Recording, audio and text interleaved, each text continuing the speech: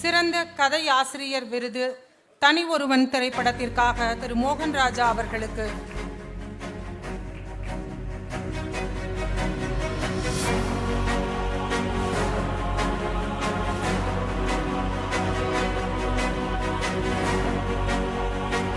வணக்கம்.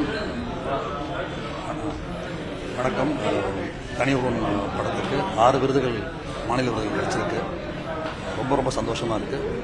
தமிழ்நாடு அரசுக்கு என்னுடைய மிகப்பெரிய வணக்கங்களை, வாழ்த்துக்கள், நன்றிகள் தெரிவிச்சுக்கிறேன். நான் மெயினாக சிறந்த படமாக ஏஜிஎஸ் நிறுவனத்துக்கு கிடைச்சது. ஏன்னா அந்த ஏஜிஎஸ் நிறுவனம் இந்த படம் அமையறதுக்கு ஒரு பெரிய காரணம். அவங்களுக்கு ஒரு சிறந்த படம்ங்கிறது, அவங்களுக்கு அந்த அவார்டு கிடைச்சது சந்தோஷமாக இருக்குது. டெக்னீஷியன்ஸ் எல்லாருக்கும், என்னுடைய கேமராமேன் ராம்ஜி சாருக்கு, எடிட்டர் கோபிக்கு, டான்ஸ் மாஸ்டர் குந்தா அவங்களுக்கு, அப்புறம் அரவிந்த் சுவாமி அவர்களுக்கு, இந்த மாதிரி எனக்கு கதை ஆசிரியர் விருதாக கிடைச்சிருக்கு எனக்கு. ஸோ அது மெயினாக டெக்னீஷியன்ஸை கௌரவிச்ச ஒரு விஷயமா மனசில் படுது. இந்த படம் எவ்வளோ பெரிய எதிர்பார்ப்பு இல்லாமல் வந்த படம், அது எவ்வளோ பெரிய வெற்றியாச்சு அவங்களுக்குலாம் தெரியும். அது எல்லாமே ரசிகர்களுடைய பெரிய ஒரு ஆதரவோடு தான் அவ்வளோ பெரிய வெற்றியாச்சு. இன்றைக்கு வரைக்கும் அந்த படம் எங்கே பார்த்தாலும் அந்த ஒரு படம் சார் உங்களுக்கு உங்கள் லைஃபுக்கு ஒரு நல்ல படம் பண்ணிட்டீங்கன்னு சொல்லி என்னை ரொம்ப அன்பாக அரவணைப்பாக வாழ்த்துற ஒவ்வொருத்தரும், இங்கே பார்த்துட்டு இருக்க ஒவ்வொருத்தரும் எனக்கு தெரியும், எங்கே பார்த்தாலும் வாழ்த்துட்டு இருக்கீங்க. அது இன்றைக்கு வரைக்கும் தொடர்ந்துட்டு இருக்கு. ஸோ இந்த படம் என் லைஃப்லையும் ஒரு சிறந்த படமாக, ஒரு முக்கியமான படமாக அமைஞ்சது. இந்த அமைய காரணமான என்னுடைய ப்ரொடியூசர், என்னுடைய டெக்னீஷியன்ஸ், என்னுடைய ஆர்டிஸ்ட் எல்லாருக்கும் நன்றி சொல்லிக்கிறேன். ரசிகர்களை உங்களுக்கு நன்றி சொல்லிக்கிறேன். 2018 வெளியே ஒரு மிகப்பெரிய ஒரு தாக்கத்தை ஏற்படுத்தின படமும் தனி ஒருவன் படம் இருந்தது. காரணம் அந்த சித்தார்த் அபிமன்யு அப்படிங்கிற அந்த கேரக்டர் ஆகட்டும், அது அந்த கேரக்டரோட அந்த மேனரிசம் நிறைய பேர் இன்ன வரைக்குமே அதை ஃபாலோ பண்ணிட்டு வராங்க. ஸோ அந்த கேரக்டரை பற்றி, இந்த கேரக்டர் நான் இப்போ கூட சொல்லிட்டு இருந்தேன், ஒரு கதையின் கட்டாயம் அது. அந்த கேரக்டர் என்னன்னா, ஒரு கதாநாயகன் அண்ணாந்து பார்க்குற ஒரு வில்லன். அப்படி கதாநாயகன் ஒரு எப்பவும் கதாநாயகன் தனியாக, வில்லன் தனியாக இருக்கும். ஒரு கதாநாயகனை ரசிக்கக்கூடிய ஒரு வில்லன் அப்படின்னு கதை அமைப்பிலே இருக்கிறனால அந்த வில்லனை நம்ம சிறப்பாக அமைக்க வேண்டிய கட்டாயம் கதை. அது கட்டாய தேவையால் ஏற்பட்ட ஒரு விஷயம்.